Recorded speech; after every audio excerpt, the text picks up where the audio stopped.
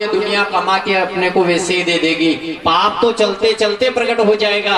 पुण्य बड़ी मुश्किल से मिलता है, अच्छाई बड़ी मुश्किल से मिलती है, बुराई तो चलते चलते लोग अपने माथे बांध देते हैं। कोई भी कितना अच्छा हो, बुराई तो इस दुनिया में रास्ते में पड़ी है, वो लेना नहीं पड़ती, वो स्वतः आ जाती है। बैलेंस जीवन में सदा सदा के लिए ऐसा ध्यान रखना कि अपने सांसारिक जगत में अगर कितना भी ये बैलेंस कम ज्यादा, देखो बैलेंस आपसे कह रहे अवगुण का ज्यादा हो गया तो हुआ है। कथा शुरू हो रही है, नारद जी की कथा शुरू हो रही है। नारद ने हिमालय पर जाके और घोर तपस्या करी है। तपस्या के कारण बैलेंस बढ़ता है कि घटता है? तप करेंगे तो बैलेंस बढ़ेगा, बढ़ेगा ना। कथा में, सत्संग में बेटी की शादी होती है, महादेव जी के वहां आप जल चढ़ाने जा रहे हो, ये व्यर्थ तो नहीं जाएगा। आप इसमें भी मत रहना कि महादेव ये मेरा सर दर्द हो रहा है, मैं जल चढ़ा रहा हूं, बंद हो जाएगा। ये बंद हुआ नहीं हुआ उसकी गारंटी नहीं, पर आपने जल चढ़ाया, ये पुण्य जरूर मिलेगा, ये तो निश्चित है। मतलब अच्छाई आज नहीं तो कल जरूर अपने को उसका फल जरूर मिलेगा। अगर बुराई का बुरा फल मिलता है तो अच्छाई का फल भी इस जगत में जरूर मिलेगा। बैलेंस का ध्यान रखोगे बरोबर।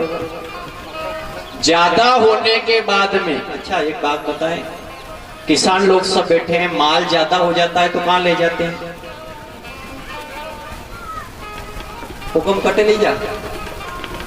सोयाबीन ज्यादा हो जाए, गेहूं ज्यादा हो जाए तो कहां ले जाते हो? बोलो, मंडी में।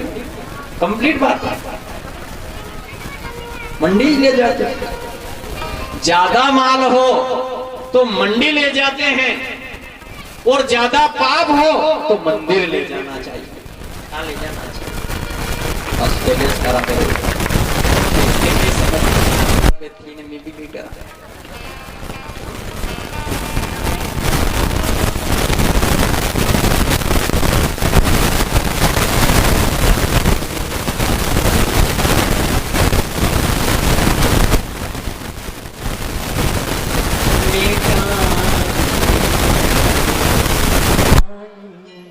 पर ये अपनी कौन सी नगरी है? कौन सी नगरी है? हाँ? तेरे डमरू की धुन सुन कर किशनगढ़ नगरिया आई हूँ। तेरे डमरू की धुन सुन कर किशनगढ़ नगरिया आई हूँ। तेरे डमरू की धुन सुन कर किशनगढ़ नगरिया आई हूँ। तेरी डमरू की धुन सुन कर किशनगढ़ नगरिया आई हूँ। किशनगढ़ नगरिया आई हूँ। किशनगढ़ नगरिया आई हूँ। किशनगढ़ नगरिया आई हूँ। किशनगढ़ नगरिया आई हूँ। तेरे डमरू की धुन सुन कर किशनगढ़ गाँव आई हूँ।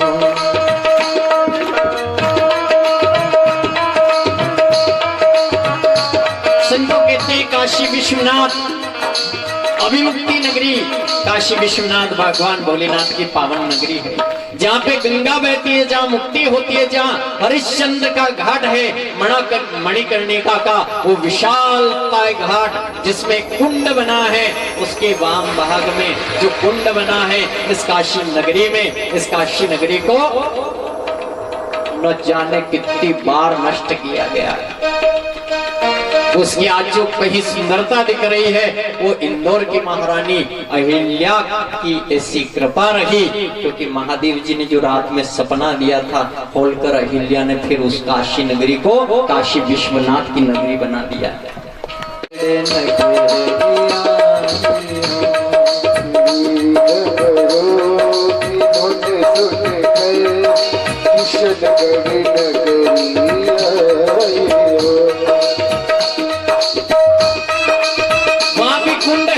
और अपने इस स्थान का नाम क्या रख दिया है संतो?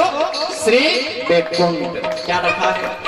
और बैकुंठ में आप जानते हो गंगा का प्राकट्य कहां हुआ है?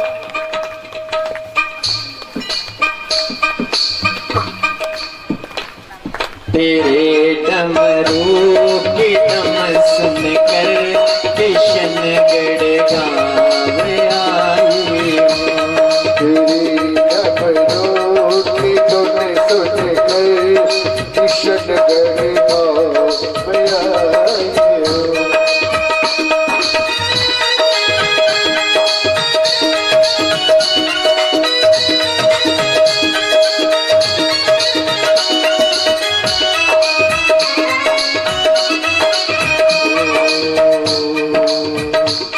सुना है मैंने वो बोले, सुना है मैंने वो बोले, तेरी नगरी में गंगा है।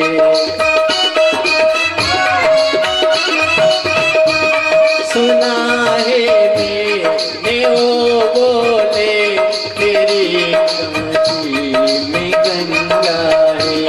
तेरी नगरी में गंगा है। तेरी नगरी में गंगा है।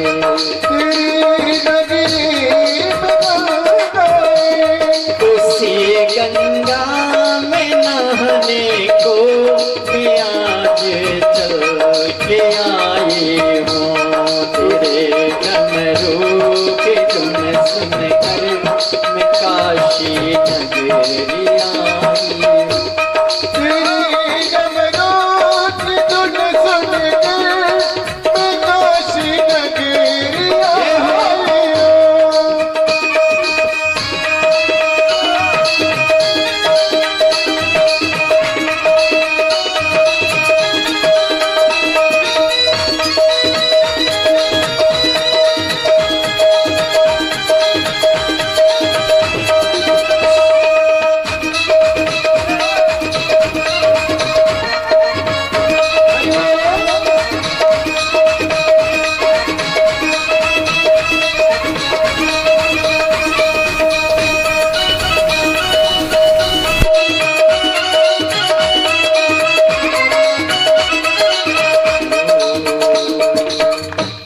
सुना है मैंने वो बोले, तेरी नगरी में मुक्ति है। मुक्ति का दाता कौन है संतो? विष्णु भगवान। इस संसार जगत गीता सार उठा के देख लेना आप। जो चलायमान है वो विष्णु का काम है, जो रचयिता है वो ब्रह्मा का काम है। पर मुक्ति कौन देगा? मुक्ति देगी दुनिया, पर मुक्ति तो मेरा महान काल राजा देगा। ओ बोले, सुना है मैंने तेरी नगरी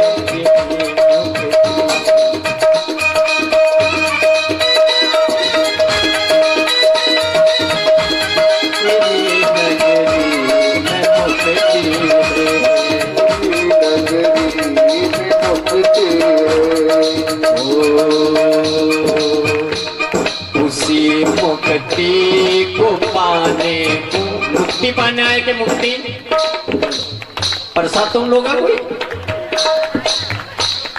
उसी मुक्ति को पाने को तेरे धाम चल के आई हूँ। उसी मुक्ति को पाने को तेरे धाम चल के आई हूँ। उसी मुक्ति को तेरे नाम चल के आई हूँ।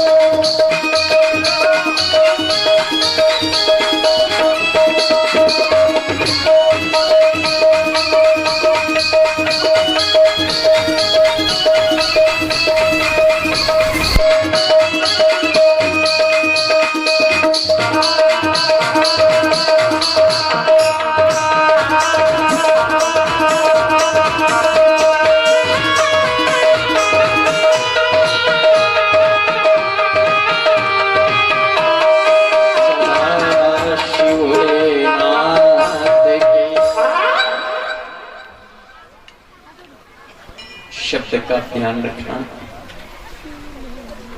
नारद जी जैसा ज्ञानी हिमालय की उस पवित्रमय प्रांगण में स्थान पे बैठकर तपस्या करी, तप किया, भयंकर तप, स्वर्ग में पहुंच गया। कहां तक? देखो तप तप रहता है, ऊपर से तप नीचे आता है तो नीचे से भी। आप नारियल बधारते हो, नारियल बालाजी के यहाँ लाते हो नारियल, आ रही है भी कथा, ऊपर से नीचे, तो फिर नीचे से बोलो, नीचे से ऊपर जाना और ऊपर से नीचे आना, बस ये दो पहलू है इस जगत में ना। तो जहां तपस्या नीचे बैठ के करी, ऊपर की भीषण गर्मी है, पर यहां का तेप पहुंचा, श्री नारायण भगवान भी दुखी हो गए, त्रिलोकी दुखी हो गई। स्वर्ग में इंद्र बैठा और इंद्र को ईर्ष्या हो गई, इंद्र को ईर्ष्या हो गई, इतना भयंकर तप करने वाला कौन है? तो कामदेव से कहा इंद्र ने, कामदेव तुम जाओ, जो कोई ये तपस्या में बैठा है इसकी तपस्या भंग कर दो। देखो इस दुनिया में तपस्या भंग करने वाले तो बहुत है, तप में जो बैठा है जाओ इनकी तपस्या भंग कर देना। तो इंद्र ने कामदेव को भेजा, कामदेव अपनी संपूर्ण सेना को लेकर और जहां नारद जी तप कर रहे थे उनके इर्द गिर्द जितनी उसकी शक्ति थी, जितने बाण चलाने थे, उसके पास कितने 9 बाण हैं, कितने, जितना उसको प्रयास करना था तप भंग करने का सब किया, लेकिन नारद जी जो तपस्या में बैठे थे उनकी समाधि नहीं टूटी, तप से हिल नहीं पाए। उनकी तपस्या की जो लो थी, जो अग्नि ज्वाला थी, वो चलती रही चलती रही। उस समय कामदेव हार गया, हाथ जोड़ के इंद्र के पास गया, कहा मैंने बहुत अपनी सारी शक्ति लगा दी, लेकिन देखो कभी कभी ऐसा होता है कि पूरी शक्ति लगाने के बाद तपस्या नहीं टूटती। ये तपस्वियों का तप है, ये भारत भूमि ऐसे तपस्वियों के कारण, इस तप के कारण ही अपन कोई तप नहीं कर रहे। देखो कोई मैं आप ठीक है, अपन थोड़ी देर के लिए भगवान ने क्रम बनाया, अपन बैठे हैं, पर तपस्या और वो जो कार्य होता है वो अलग ही होता है। उसमें कोई ऐसे जिनका बैठ के कोई होता है, उनके शरीर के बहुत सारे ऐसे जिनको 80-80 साल हो गए, बैठा भी नहीं, जमीन पे खड़ा ही है बस, न तो किसी से बोले न बात करे। भारत की तलेठी पे हिमालय के उन गुफाओं में चले जाओ, हजारों ऐसे साधु संत बैठे, और संतों की भूमि है भारत भूमि। ये दो ही पहलू है यहाँ पे, ये तपस्या का तप है, तप के कारण, तपस्या के कारण, ये तपस्या ही तो है। हर कथाओं में तपस्या थी, आप भागवत को उठाओ तो कि उनने ऐसा ऐसा तप किया, तो तपस्या का फल होता है। पत्नी की एक तपस्या रहती है, रामचरितमानस उठाइए देखो आप, सती सलोचना की कथा भी आपने सुनी होगी, उसकी तपस्या का फल था। एक सावित्री थी जो प्राण चले गए फिर भी ले आई, उसकी तपस्या में शक्ति थी। जब नारद जी की तपस्या भंग नहीं हो पाई तो इंद्र को लगा कि हो ना हो कहीं मेरे सिंहासन ले ले। देखो जलन होती है संसार जगत में, अपने लिए कथा बनाई गई कि कोई ये ऐसा काम कर रहा, तो ऐसा तो नहीं कि ये अपनी जगह ले लेगा। बाकी इस दुनिया में कोई किसी की जगह नहीं ले सकता। लोग क्या कहते हैं, खाली मन भले अच्छा कर लेते, आज तूने मुझे रुलाया है, कल मेरा शिव तुझे रुलाएगा। ये साथ दो नहीं साथ दो, इस दुनिया का खेल यही है, देना लेना यहीं पे होगा। तराजू भारत देश की उस विधानसभा में रखी है और वहां बताया है कानून, न्याय चित्त दो ही पढ़ ले, पाप भी है वो, इसमें पुण्य भी भरा। ब्रह्मा जी ने भी यही तोला था कि भागवत जी सुनने से ये क्या हो गया, खाली भागवत दुनिया का पुण्य एक तरफ और खाली भागवत जी का पुण्य एक तरफ। ये तपस्या का फल है। जब नारद जी अपनी तपस्या से उठे, बहुत ध्यान से सुनना, तो उनको ये अभिमान हो गया। देखो तपस्या के बाद क्या हो गया, ये समस्या यहाँ खड़ी होती है।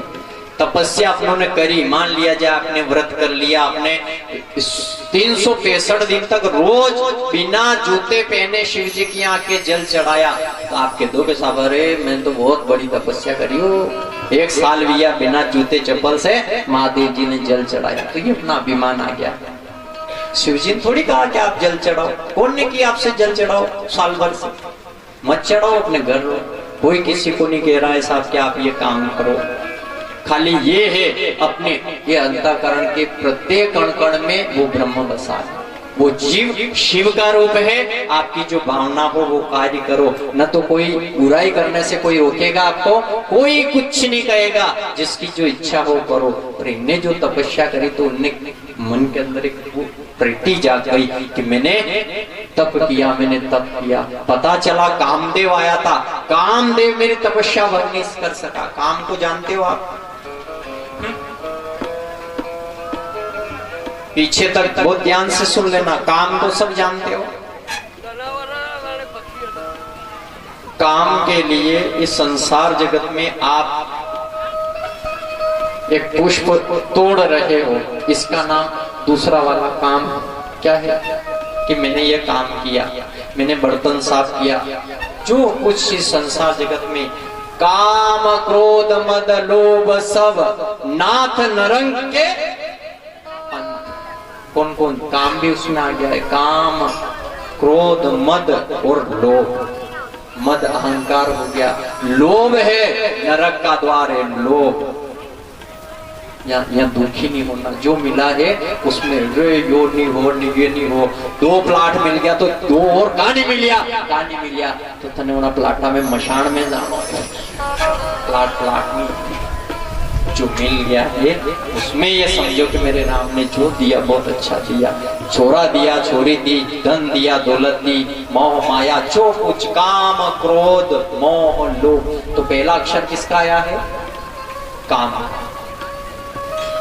किसी को ज्यादा काम सताए, किसी को चरितमानस में भागवत जी में भी ये कहा है, वो दोनों राक्षस बने, रावण और बोलो, रावण और कुंभकर्ण। क्या बन गए, जाओ राक्षस बनो। फिर बड़ा पश्चाताप हुआ और वो दौड़ के गया भगवान नारायण के सामने और कहा, उसने पहचाना और कहा, नारायण तुम छलिया हो। अमृत मंथन के समय, समुद्र मंथन जो हुआ, अमृत निकला, उस समय भी तुमने धोखा किया था। तुम सदा सबके साथ धोखा करने वाले हो, दूसरे का घर तुम्हें अच्छा नहीं लगता है। जाओ मैं तुम्हें श्राप देता हूँ, तुम भी मनुष्य जन्म में जाओगे और मनुष्य जन्म पाकर तुम भी स्त्री विरह में दौड़ते फिरोगे, रोते फिरोगे। जैसी मेरी आत्मा आज दुखी हो रही है, ऐसे तुम भी दुखी होगे। तो राम की मन स्त्री के लिए श्राप तो श्राप होता, तो श्राप कभी भी व्यर्थ नहीं जाता। रुद्रगण आए, उन्होंने कहा कि भगवान नारायण ने अपनी सारी माया समेटी, न तो कोई वहां नगरी थी, न कोई शीलनिधि था, न कोई रानी थी, कुछ नहीं। वो स्त्री जो थी वो भी लक्ष्मी थी, लक्ष्मी का स्वरूप हुआ। नारद जी को याद हुआ, यहाँ तो कोई नगरी वगरी कुछ नहीं, अरे मैं झूठे प्रपंच में कहाँ बैठा था, ये तो नारायण के लक्ष्मी के चरणों में गिर गए, क्षमा करिए भगवान, मेरे से क्या पाप हो गया, मैंने आपको श्राप दे दिया। रुद्रगण से भी कहा, जाओ मैंने श्राप तो दे दिया, लेकिन फिर भी ये मैं तुम्हें वचन देता हूँ, तुम राक्षस होकर भी भक्ति में लीन रहोगे और बाबा काशी विश्वनाथ भगवान भोलेनाथ का भजन करते रहोगे। करते रहे कि नहीं? रावण जानते हो ना, ये वानर समूह वही तुम्हारी मदद करेंगे। जो श्राप था वो रामचरितमानस में वो पूरा हुआ। भजन शिव जी का जो करते रहोगे, भजन शिव जी का जो करते रहोगे, भजन शिव जी का जो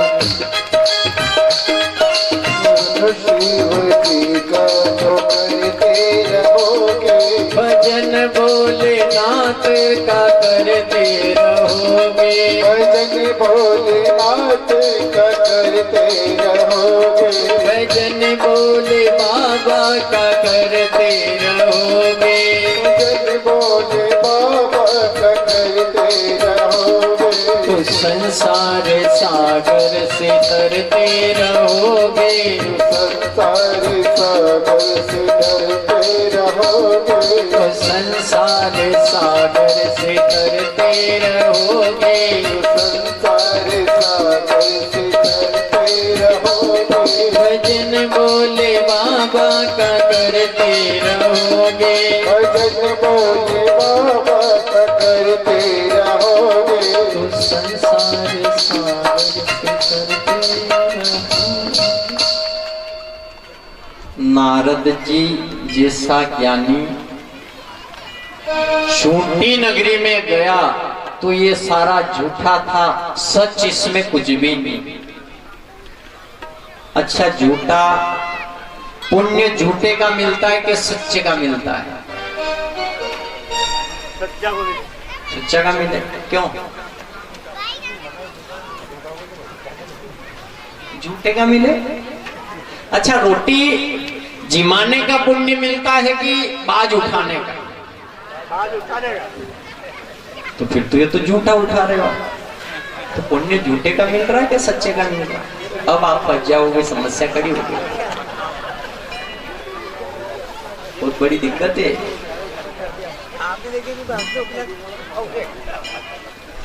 सत्य को झूठा कहा, झूठे को उठाया तो कहा कि इसी का पुण्य मिलेगा। अगर कोई, देखो आप यहाँ पे साफ सफाई करने वाला आता है, एक हाथ में झाड़ू है और वो उबला उबला माथा पे कौन रहते हैं जानते हो ना? साफ सफाई करने वाले क्या बोलते हैं उनको?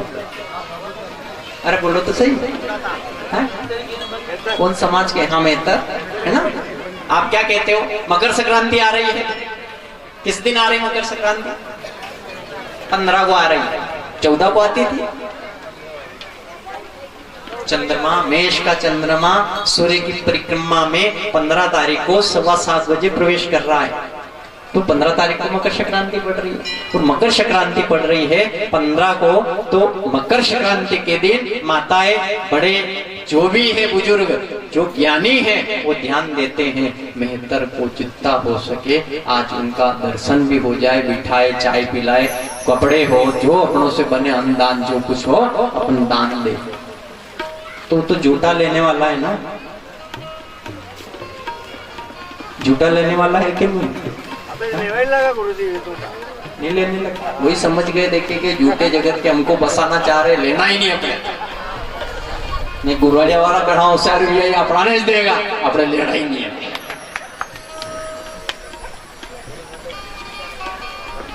देखो, आप ध्यान देना, भोजन कराते हैं, भोजन कराते समय भोजन थाली में रखे, भोजन कराए, पकवान जिमा दे, उसका पुण्य नहीं है। लेकिन अपना वेद पुराण, शिव पुराण कहती है, जो अपन भोजन करवा रहे हैं उससे पहले किसी का हाथ धुलाते हैं, उसका पुण्य मिलता है। किसका पुण्य मिलता है?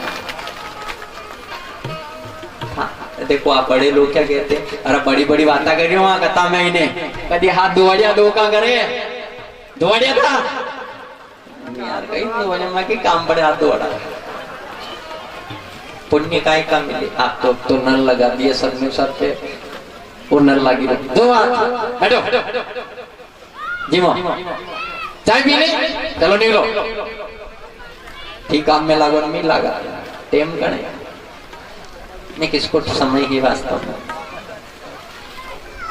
बारात 6 महीने से रुकी थी, रामचरितमानस पढ़ी है आपने? कितने महीने? कितने? 6 घंटा नहीं रुकता अब, कतरा टाइम फिक्स है कि 1 घंटो यो ने 1 घंटो यो ने 1 घंटो यो ने, छठे घंटे तो वापस पता ही चले कि बारात आई थी कि नहीं आई। मेहमानदारी ऐसी हो गई। ध्यान देना, अब शिमा पुराण कहती है सबसे पहले कोई भी पुण्य काम होता है, पवित्र काम होता है, जो अच्छा काम होता है उसमें सबसे पहले नारियल बधाते हैं। क्या करते हैं? नारियल। आप भी बहुत सारे यहाँ पे बालाजी के यहाँ पे भले मंगलवार को आते होंगे, वैसे ही आते होंगे, आप यहाँ पे एक नारियल हो सकता है लाते ही होंगे। पहली बात तो शायद कोई मुट्ठी ला रहे हो आप लोग, लाते हैं भाई मुट्ठी लीने सब आई रहा कोने के मुट्ठी यूं तो करी नहीं रहा पर उनमें लई गई नहीं मुट्ठी तो सब लेके आया, मुट्ठी लेके आया और मुट्ठी बांध के आया है, मुट्ठी वो करके जाना तो है ना। वो मंदिर छोड़ के जाना है, कहाँ छोड़ के जाना है? नारियल, अगरबत्ती, पुष्प, गेहूं का दाना, जो कुछ आपकी भावना रही, पर इसमें सबसे बड़ी मर्यादा कही है। आप कोई भी पूजा का काम शुरू करो, ट्रैक्टर घर पे लाते हो, दुकान लगाते हो, तो पंडित जी की सबसे पहले नारियल बधारो। क्या करो? नारियल कौन है? पहले तो इस कथा को सुन लें। श्रीफल, नारियल जिसको कहा है, जिसकी पूजा होती है, आप बधारते हो, कभी वो खराब भी निकल जाता है, अच्छा भी निकल जाता है, तो उसकी क्या मान्यता कही गई है? तो शिव पुराण की वायव्य संहिता कहती है कि जहाँ पे नारियल जो है ये श्रीफल है। ये श्रीफल कौन है? इसमें कथा ये कही गई है कि ये सत्यव्रत नाम का एक राजा। कौन?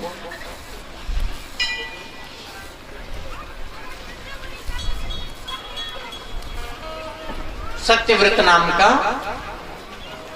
एक राजा, और सत्यव्रत नाम जैसा है उसका काम भी वैसा। तो सत्यव्रत नाम के राजा ने बहुत तप किया, तपस्या करी, और तपस्या करके वो अपने राज्य का भली भांति देख रेख करने लगा। ध्यान देना, उस नगरी में विश्वामित्र जी रहते थे। विश्वामित्र को कौन नहीं जानता? सब जानते ना, ऋषि विश्वामित्र। विश्वामित्र उस नगरी में रहते थे, उनकी पत्नी थी, बच्चे थे। वो जैसे तपस्या के लिए गए, उस नगरी में अकाल पड़ा। क्या हुआ?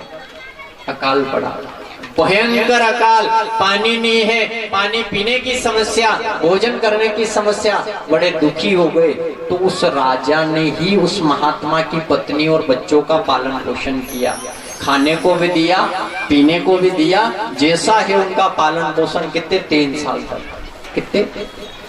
3 साल तक उस सत्यव्रत नाम के राजा ने विश्वामित्र की संतान, पत्नी, सबकी रक्षा करी। और 3 साल बाद विश्वामित्र जी आए तो उन्होंने कहा पत्नी ने कि देखो हम तो मर जाते, अभी तक अकाल पड़ा था, इधर तो खाने के वास्ते अन्न का दाना नहीं था, ये तो राजा का भला हो, इस राजा ने हमारी रक्षा करी। तो उस समय विश्वामित्र सत्यव्रत के पास गए और उससे कहा, क्यों राजन, आपने बहुत चित्त मन से मेरे परिवार की रक्षा करी है, मांगो कुछ, वरदान मांगना चाहो तो। उसके पास सब था, ध्यान देना, सब कुछ था राजा के पास में। तो राजा ने विश्वामित्र से कह दिया, महात्मन आप मुझे कुछ देना चाहते हो, मेरे पास वैसे भगवान का दिया सब कुछ है, पर मेरी ऐसी इच्छा है कि मैं पृथ्वी से स्वर्ग तक सीढ़ियां हो जाए। रावण की भी थी इच्छा, सुना यार? क्या हो? उसने कहा इस पृथ्वी से स्वर्ग तक के लिए मेरे लिए सीढ़ी बन जाए, ऐसा आप आशीर्वाद करें। तो विश्वामित्र समस्या में आ गए। उसने कि साहब ये तो संभव तो नहीं है, पर मैंने मुख से कह दिया कि आशीर्वाद मांगो, देना भी पड़ेगा। तथास्तु कहना पड़ा, तथास्तु कहा, उसके लिए सीढ़ियां तैयार हो गई। कदम देता हुआ स्वर्ग को पहुंचा। शिव महापुराण कहती है जैसे ही वो स्वर्ग पहुंचा और उधर से सामने से इंद्र ने देखा कि ये कौन आ गया यहाँ मेरे स्वर्ग के अंदर, उसने जो धक्का दिया वापस पृथ्वी पे आके गिर गया। कहां से? पहले आपसे कहा कि नीचे वाला ऊपर जाएगा और ऊपर वाला आना, फिर कहां पड़ेगा? दिया धक्का, सत्यव्रत नीचे पृथ्वी पे आके गिर गया। आंखों में आंसू आ गए। विश्वामित्र को पता चला। विश्वामित्र ने कहा ये मेरा जो आशीर्वाद है इसको धक्का देने वाला कौन मिला? देवता सभी घबरा गए। देवता भी आए, महात्मा के चरणों में आके खड़े हुए। उन्होंने कहा देखो ये संचालन बिगड़ जाएगा, अगर ऐसे जो ये पूरी सीढ़ियां अगर वहां तक बन गई तो बड़ी समस्या खड़ी हो जाएगी, तो क्या करें? उन्होंने कहा देखो मैंने कहा है, जिसने कहा कि मेरे को स्वर्ग की कामना है, इसके लिए स्वर्ग की व्यवस्था करना। तो संतो वो ध्यान से सुनना, समाधान निकाला। देवताओं ने, महात्माओं ने, सबने मिलके समाधान